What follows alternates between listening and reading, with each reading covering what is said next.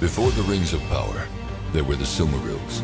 Before Sauron, there was his master, Morgoth. Before Aragorn and Arwen, there was...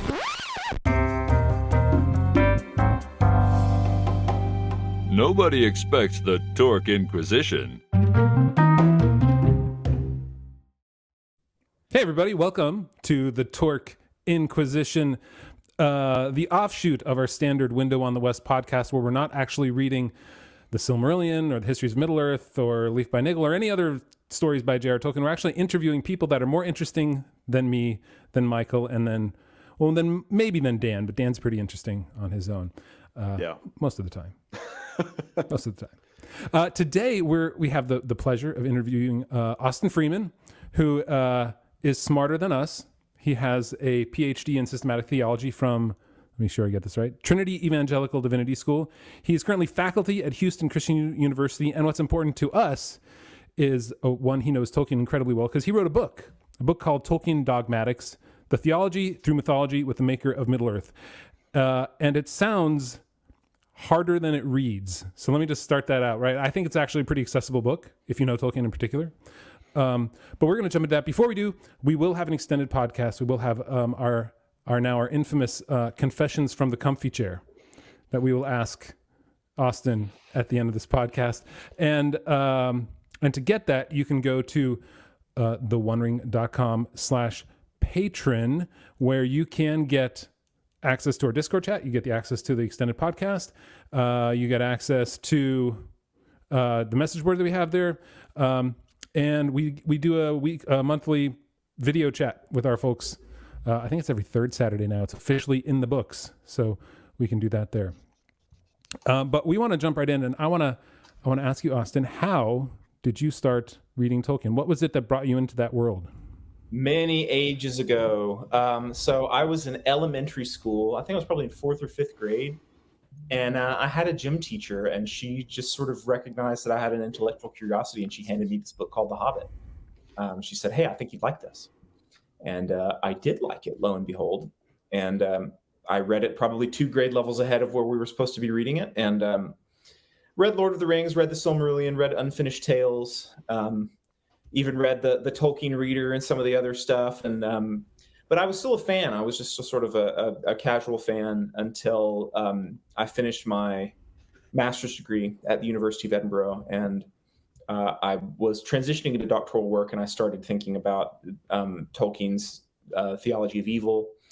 And the more I dug into it, the more I realized, hey, there's a lot of academic work that can be done here. And there's a lot of things that Tolkien has to say about theology. So during my PhD program, actually, I sort of was on a dual track. And while I was writing about the dogmatic location of paradox in theology, I was also writing Tolkien Dogmatics. And actually, at my doctoral dissertation defense, my supervisor, Kevin Van Hooser, he was like, "I'm going to time how long it takes for Austin to make a Tolkien reference." And I think it was I think it was 10 minutes. That long, huh? Yeah. Took a long time. Too bad. Wish you were a real fan. Yeah. Sorry, guys. I'm outed. So that's so you read the books before, let me see, 4th grade. You read the books before you saw the movies? Oh, yeah. Mm-hmm. Oh, cool. Mm-hmm. Wow. Yeah. So the movies came out when I was in 7th grade. Mm-hmm. I went with my Dungeons and Dragons party because I'm cool like that.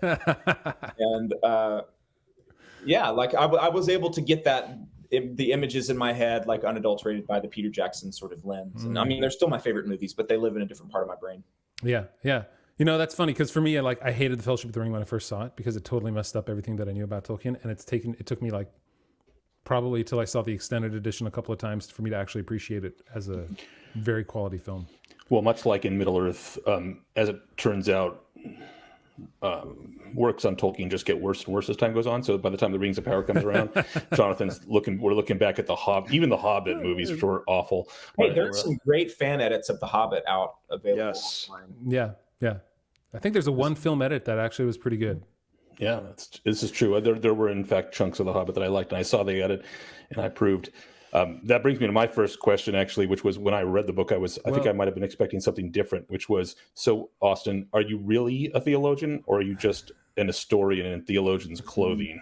Because so my background academically, graduate studies is in history, And this book is a solid over 12% references, bibliography, indices, etc. And I've yet to read a better researched theological work or in that regard. So I was mightily impressed. So I still think that you're just an historian because of. Or well, and to bookend or to prefix that a little bit, why did you write the book, and why so specifically about theology? And you can, I'm sure you can tie that right into Michael's question. Yeah. So I mean, you're not wrong, Michael. Like my master's degree is in historical theology, and my PhD is in systematics, and so you'll recognize that the book is organized systematically. But it really is a blend of the two, and that's where I find myself in terms of my research interests. Very heavy into the church fathers, medieval scholasticism, things like that. So the reason why I think it sort of strides a middle ground is that we need a book that talks about what Tolkien thought. There are a lot of other books that deal with spiritual themes in the Lord of the Rings, or like devotional readings of the Lord of the Rings, or things like that. And some of them are very good. Like Matthew Dickerson has a great book that's like deals with things like this. But there wasn't any sort of manual, a comprehensive manual of Tolkien's theology. And so Middle-earth obviously plays a prominent role in that because it plays a prominent role in his published corpus. But this is really more about Tolkien the man than it is about Middle-earth specifically.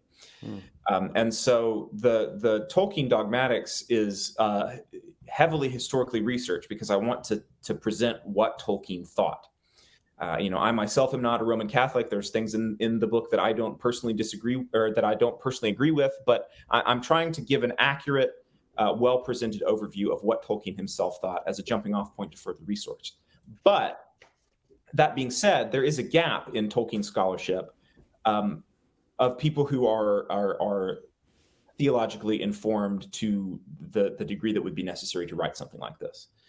So there's a lot of good theological work being done on Tolkien by people like Craig Boyd, Matthew Dickerson does good theological work, John Houghton, like other people that are doing good stuff. But a lot of Tolkien fandom and a lot of Tolkien scholarship just does not have the background in theological categories that would have come naturally to Tolkien when he approaches this material.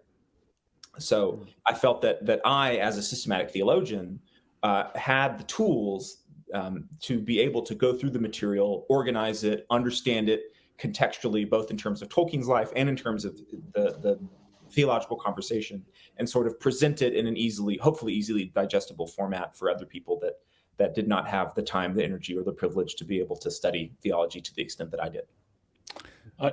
It did, and I know I'm going to use it as a reference point for a lot of topics that we cover on our podcast in the Silmarillion, because you brought in some of the works that I'd never had any contact with. It was very impressive.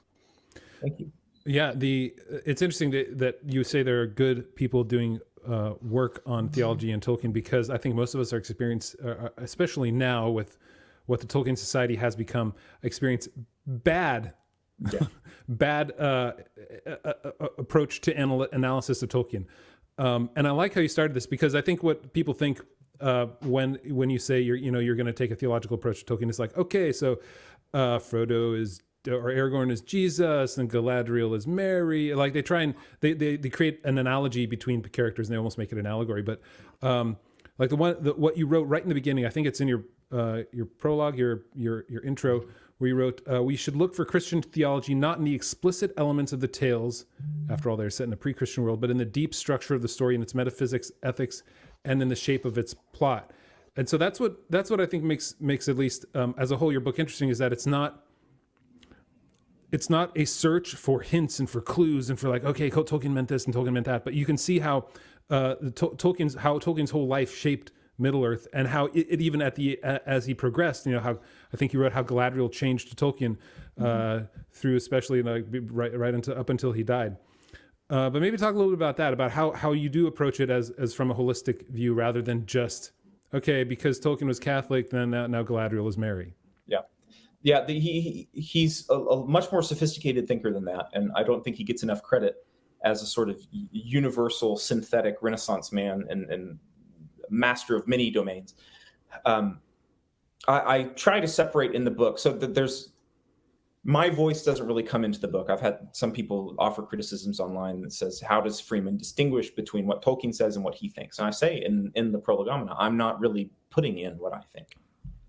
And that's one of the reasons why I source it so heavily, is because there are a lot of people, like the people in the Tolkien Society, that are going to heavily disagree with some of the conclusions that this book draws about what Tolkien believed. And so they need to go and argue with Tolkien himself and not with me, right? That's why I provide the footnotes. Yeah. So the 125 pages of footnotes, just so everyone knows. Double check. When I turned in the first draft of the manuscript, I think it was something like 2,000 footnotes that I had counted. Wow. But part of that is because there are people that are going to disagree. But part of it is because, like, when I write my chapter on creation, or when I write my chapter on eschatology, like, that's pretty much everything that he says about it is cited somewhere. Not 100%, but like pretty dang close. So that's another reason why it's so heavily footnoted is as a gift to the future. Yeah. But the idea that Tolkien has this sort of standard Catholic catechism theology, is not really intellectually independent, sort of accepts and imbibes, right? No first-class thinker of the sort that Tolkien was treats theology that way. I mean, there's a reason why we have world-class Roman Catholic theologians that were Tolkien's contemporaries, that were crafting, wonderful statements of modern theologies, because the catechism, the dogmas are a jumping-off point. They're not an end-all, be-all. So Tolkien himself wants to come under the obedience to the magisterium. He wants to be faithful to the deposit of that he's received from the apostles and from other things, but that doesn't mean that he can't offer his own unique and original perspectives. And so the way that I organize the book is I try very sharply to distinguish between, like, this is Tolkien's non-fictional statements, and then this is how he instantiates it in Middle-earth. So, like, the chapter on angelology or demonology would be a great example of this. Tolkien has non-fictional statements in his letters and in other places where he says, this is how angels operate, or, right, this is what I think a guardian angel is. But then there are also major characters in Middle-earth, like Gandalf, who are fictional versions of angels. And so we do have to separate that, because he himself says that there's not necessarily a one-to-one correspondence. Right? Tolkien doesn't believe, just because Gandalf has a physical body and is open to temptation throughout the time that he's in Middle-earth, Tolkien doesn't believe that Gabriel could somehow fall. Right. So Tolkien's thought is so systematic. It is so integrated and interconnected. And so it does take a while and a good experience of the whole of Tolkien's writings to be able to sort of suss out what he would say is acceptable in the real world and what he would say is weird. Like, for instance, he believes in elven reincarnation in Middle-earth. Right? He doesn't believe in it. He writes about elven reincarnation, but he explicitly does not believe that reincarnation is a thing. And there are a lot of people that adopt Tolkien for their sort of new age agendas that want to use him as a source for talking about, dragonkin and really? All that sort of, yeah, absolutely. Oh my gosh. There's I think he's a German guy. It's a fascinating research project about new religious movements and Tolkien specifically, about people who believe that they are elves. And that Tolkien had this sort of revelation of the elder days. And, I don't know how genuine these people are, or if this is a sort of posture that they're putting up, but in terms of like a religious studies project, that's it worked for L. Ron Hubbard. Absolutely, made him a lot of money. That's right. L. Ron Hubbard, yeah. Yeah, what? L. Ron Hubbard. I thought that's what Jonathan was saying at first. Oh, that's so bad. Okay, right. So this brings up the whole question that you bring up about interpretation, and as a literary scholar too, interpretation was always the problem going through school, or even speaking with anybody who has any degree of any sort. Is like, interpretation is completely meaningless to me right now, because they read themselves into whatever it is that they or maybe the better word is they inflict themselves on the work, so that we have to deal with them and their thoughts. And we get that the famous Tolkien Society from 2021, I think it was, where we had the approach of like transgendered, cis amatonormativity, all this mumbo jumbo. Like they assume big long words mean a whole lot of, it gives them meaning in order to create these sort of realities out of a place that it wasn't meant to be. So coming to Tolkien from that, right? Your book it doesn't do that, right? You like you said, the footnotes and all that sort of stuff. And so I appreciated how much real criticism there was in there, because when you make a claim that, that Tolkien had, he believed he was inspired, but not in the same way that you believe like a prophet was inspired, or I don't remember the exact analogy that you gave. And so there's a lot of meaning that you can get out of your book without actually diving into your mind as much as Tolkien's mind. Yeah. I mean, I really was conscious as I wrote it that I want this to be a descriptive work. I don't want this to be a normative work, right? This is a description of Tolkien's thought world and of the way that he thought. So this is a project in religious studies more than in theology in that sense, right? This is an academic examination of a particular man and his mind. So on that topic, how well received is Tolkien in Christian circles today, theologically and or literarily? Very. He is very popular, remains very popular, at least in my circles. The issue is the people that are theologians that really like Tolkien sort of like him as at a lay level or at a popular level. And the people who are writing credentialed English papers on Tolkien are not theologians. So there's a gap, right? There are plenty of people who have theology degrees who like Tolkien, and there are plenty of people who have literature degrees but don't have as much theology. And so the fact that theology so undergirds Tolkien's work in a self-confessed sense means that we need a work that can familiarize both audiences with one another. So Jonathan, you're right. Like the issue of interpretation is a big one. So people that, maybe youth pastors or other pastors, the people in the pews, even theologians that are not like professional literary critics, they have other skill sets. The issue of interpretation is a real one, and it is a live one, and it needs to be addressed. But at the same time, from the literary critical angle, there are particular assumptions that Tolkien has about what a text is and how it operates, which are theological assumptions. And not everybody is as familiar with that. Like, I mean, Tom Shippey is the number one name in Tolkien studies. Tom Shippey is not, to my knowledge, a confessed Christian. And he will say that, like he's a very knowledgeable person, and he treats it with a lot more respect than other people do. But like there are certain touchstones that Tom Shippey does not have access to because he doesn't have the framework that theology provides.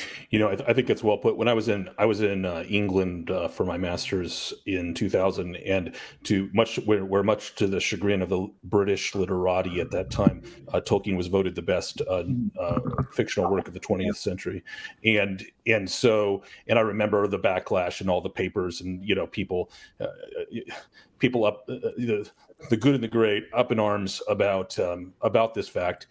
And it does seem to have become kind of a staple that Tolkien literarily is now much more respected than he was.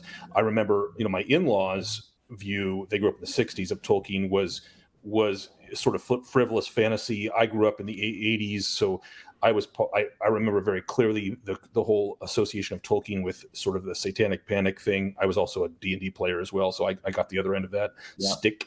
But I look forward to the time you mentioned earlier that Tolkien is more of a Renaissance man, and I agree. And I think that his thought is worthy of study on a number of levels, which is why I was so excited about this book.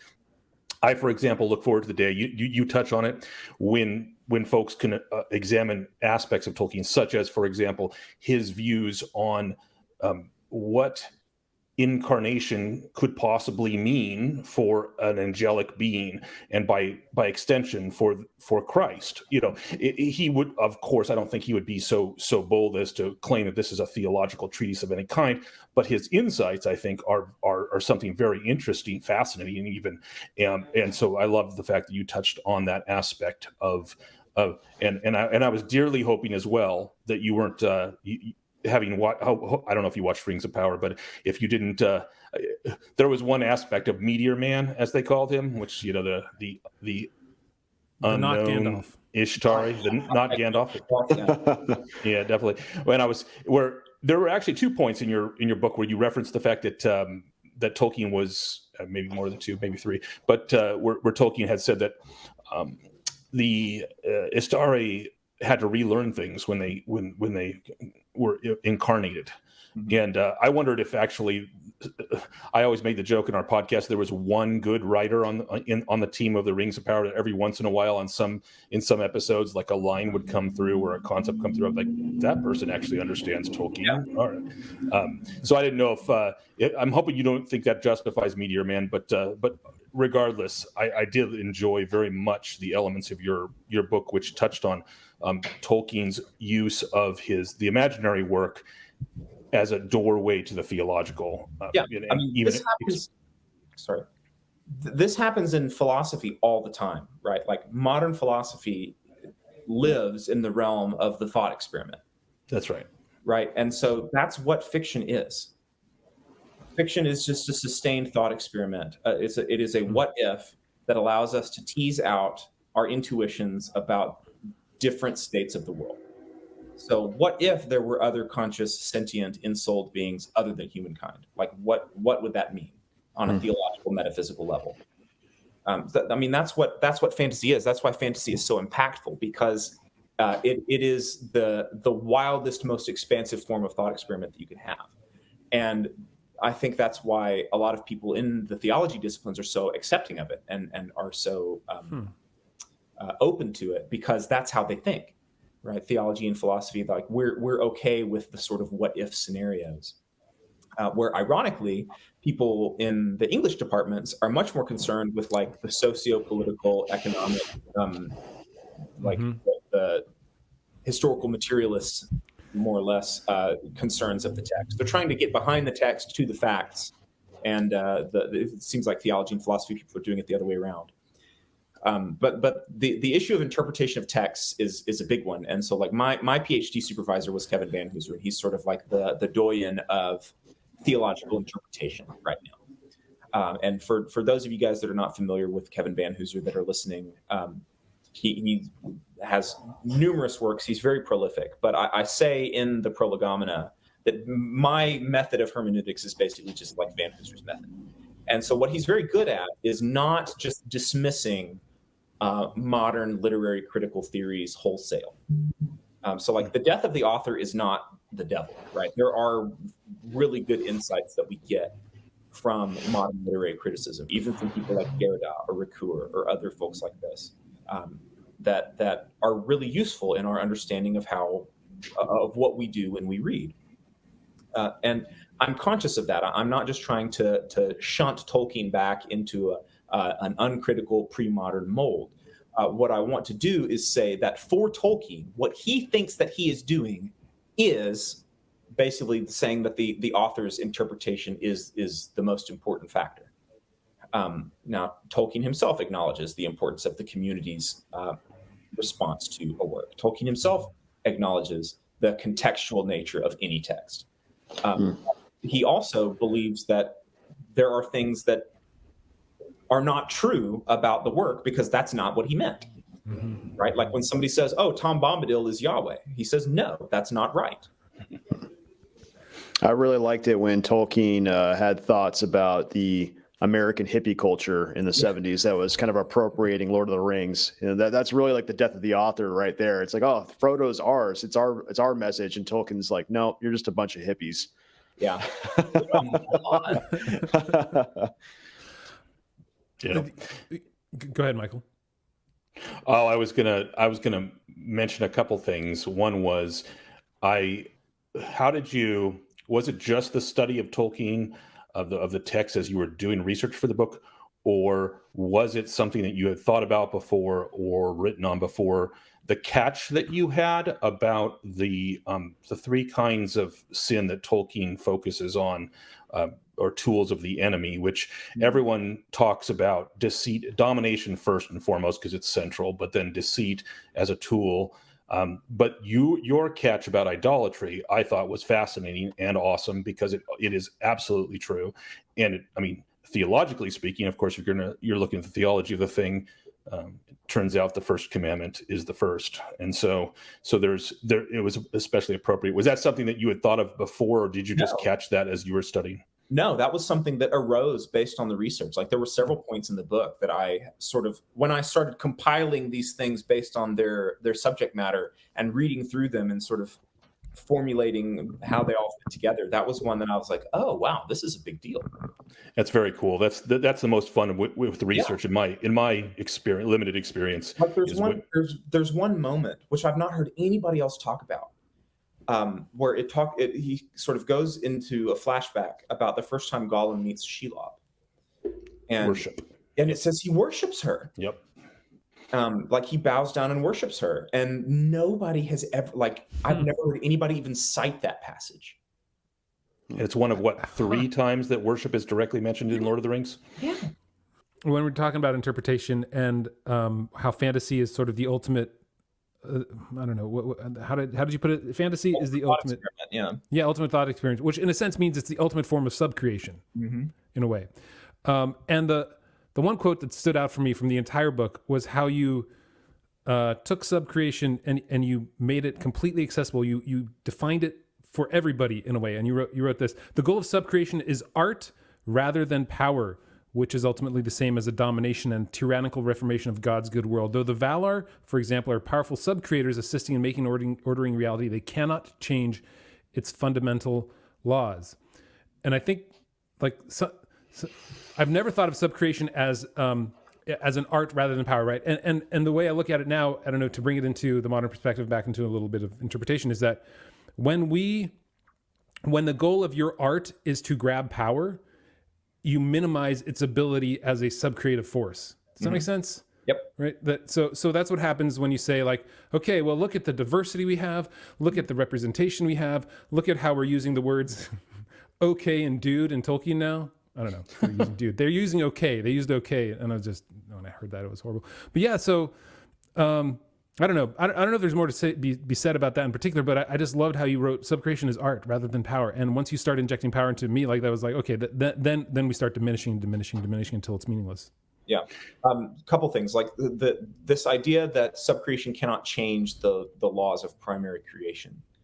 Tolkien doesn't come up with this. He takes this from George MacDonald and from other of the earlier British romantics. And I have another project that I'm working on right now that sort of construes Tolkien as a part of this school of British theological romanticism. And George MacDonald is part of it. Chesterton and Lewis are part of it. But then there's also other figures that, like, a lot of people don't know as much, like John Ruskin and William Morris. That these other, good, got some thumbs up here from Michael. These people that are really theorizing about what art is for and what place art plays in the culture and how it can comment upon the culture. And for all of these people, the goal of art is to reflect, to embellish, to glorify, like, primary reality, like the primary act of creation. And that's very, very different than what a lot of modern fantasy is doing. Like, I was at an event at the University of Glasgow. They have a Center for Fantasy Literature, and I digitally went to the launch of it. And one of the speakers, I forget who it was, basically said that for them, fantasy is like a palimpsest, right? It's like I want to erase and write over and redo what the world is like because it does not satisfy me. So I'm going to remake it according to my image, more or less is what they're saying. And that is just diametrically opposite of what Tolkien wants to do. So he wants in his art to acknowledge what God has done, and then also acknowledge how powerful God is and that he can take it in a lot of different ways. And so the idea that there is an essence to God, right? Like, God has a nature which is the same in all possible worlds. We're going to go back to philosophy thought experiments and modal logic. George MacDonald says this explicitly, and then Tolkien picks up on it. And it's because Tolkien literally is reading George MacDonald as he's writing on fairy stories and other things. He's sussing out his philosophy. Because the moral law is a part of God's essence, it is therefore the same in every possible world. And therefore, it must be the same in every imagined world. because an imagined world is a possible world. And so you can change whether the sun is green, you can change whether there are unicorns, you can change whether there are other sentient species, but you cannot change the moral law. And I think that's a hugely important point. And I think that's what gives Tolkien's world and the worlds of other people that follow this sort of philosophy such verisimilitude, is because that's what makes it feel real. Right, which, as you pointed out earlier, is almost the opposite. I mean, we live in a culture now where, I mean, you take the issue of gender, for example, they view that as a chance. There's a view that is a chance, for example, to rewrite, to bring in the tabula rasa, rewrite what we're supposed to be about, just choose. It's like the ultimate weird choose your own adventure.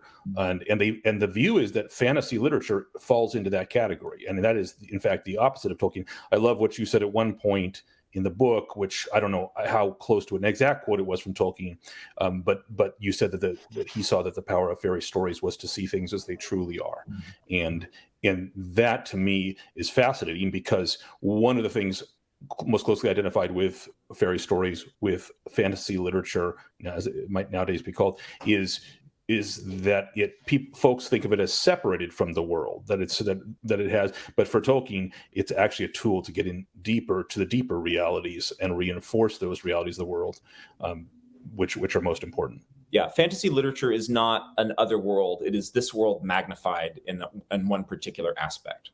Well said. So you're blowing up one element of this world so that you can look at it more closely. I mean, and even you could say that goes back to, like, that's essentially what Joseph Campbell says with the Hero with 1,000 Faces, is like, look, every hero is part of our world. We're just magnifying that hero so that we understand it greater, or we see it in different perspectives and things like that. Yeah. Great literature. It's a microscope and not a telescope. Yeah. I like that. Yeah. Uh-oh. Is that yours? Can I? Yeah, I just made that up right now. That is great. Wait. Thumbnail fantasy is not thumbnail for YouTube, not a microscope. Or not a telescope. Yes. All right. So we're running out of time. I think we're going to have part 2. In fact, I feel like we can take just parts of this here and spend a whole hour like diving deep into some parts of your book and your thoughts. Like I would love to do that at some point. Particularly the whole idea. Well, go ahead, Mike. Absolutely. I'm just going to say, to interrupt, I'm just going to say, before we go, I will ask one question that Austin can then carry with him, so he can come back with a vigorous defense of it in his next one, because I do have a challenge for him about I have to admit, there was a little trepidation as a Roman Catholic coming into this book, being written about my favorite Roman Catholic author.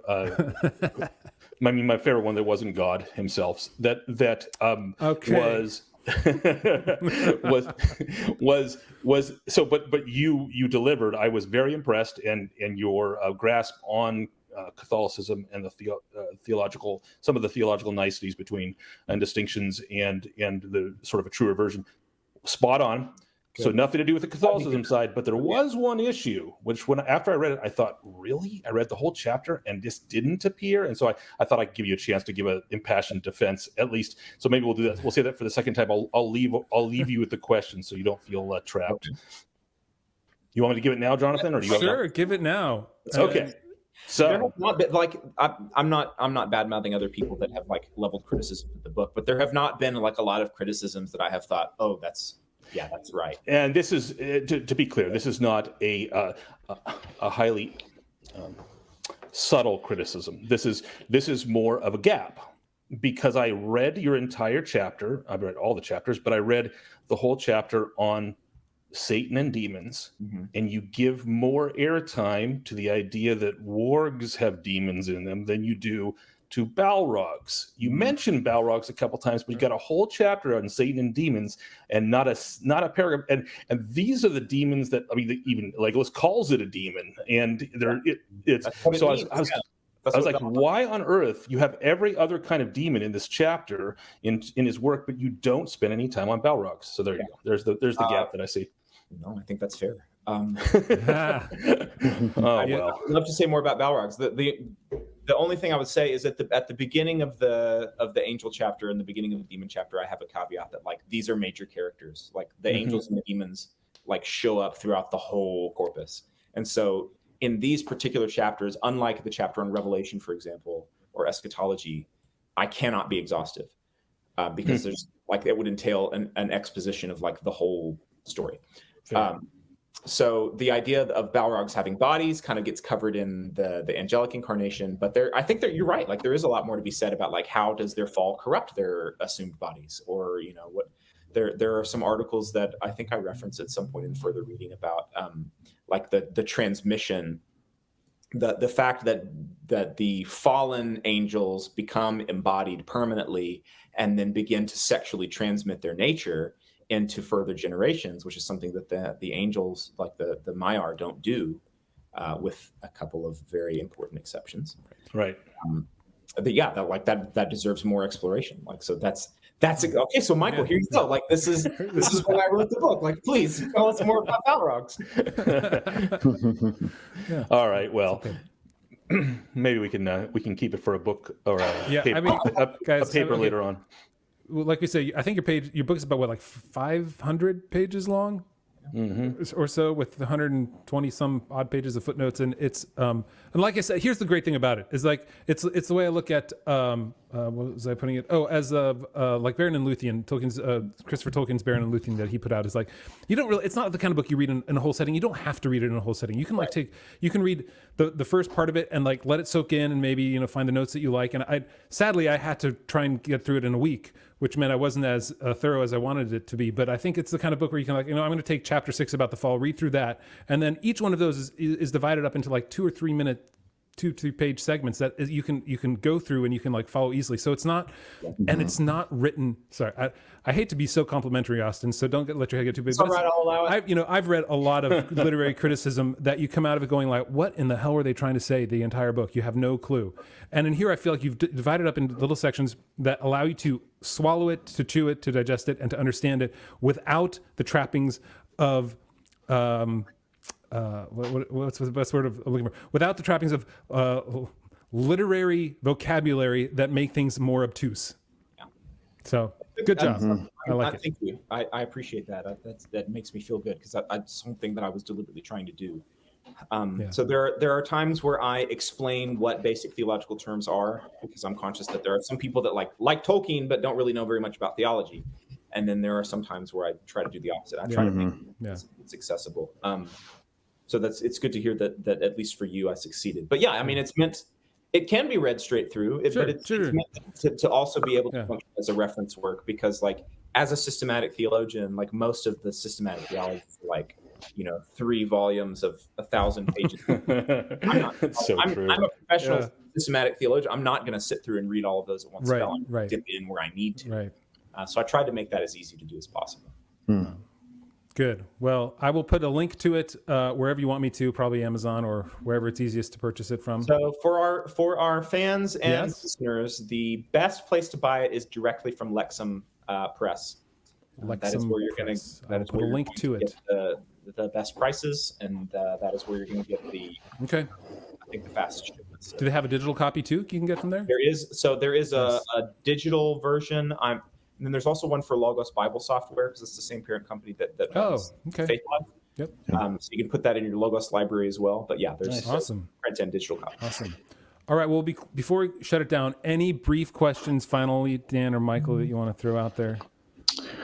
I just wanted to say I really appreciated this book, that it sits on this intersection of obviously of Tolkien and Christianity and Middle Earth and Christianity, I should say. And there's lots of books out there that I've seen where they try to make sloppy allegories like Jesus is Aragorn and this is a book that comes at it in a careful way and in a measured way, and it comes from a place of knowledge of knowing what Tolkien himself believed about all these different topics and how you can see.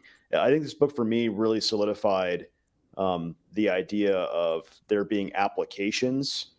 If it's not an allegory, you can definitely make an application. And so for anybody who's interested in that, I would say check this book out. Yeah. It's got a lot of meaty theology to go through, and as you read it, you're learning more about Tolkien the man, and that can help inform when you're reading through Middle Earth, the stories in Middle Earth. It's really really good.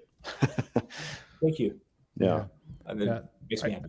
I guess my final question is, how can we get you to speak at the Tolkien Society's call for papers in 2023? Well, I don't know. I don't even know what they're doing this year. Society wants to speak at the Tolkien Society. I don't know. I mean, like, we keep talking about the Tolkien Society as if like everybody in the Tolkien Society is like a woke advocate. Like, I think that there are some very crucially placed people that are, but it's just the people that are setting the agenda that are generally. It seems like that's what I mean, that's mainstream literary criticism right now. So yeah, that's true. That's true. All right, guys. Are we doing a subscriber part this time or not? We are. We're going to jump into that. And if you want that, you can go ahead and become a supporter at theonering.com/patron. It's $4 a month. First month is free. You get the Discord. If we're really boring on Discord and don't offer any great memes in our meme channel, then you can quit. You guys, I'm about to be really, really interesting. So make sure that you subscribe. That's right. Thank you. And yeah, or you can go on YouTube and click the join button, which is next to the subscribe button, and become a member there. But it's $1 more because YouTube takes 30%, and I don't want YouTube to take more than they need. So anyway, all right. So we are going to jump into our subscriber portion. Thanks everybody for joining us, and we will see you on the other side.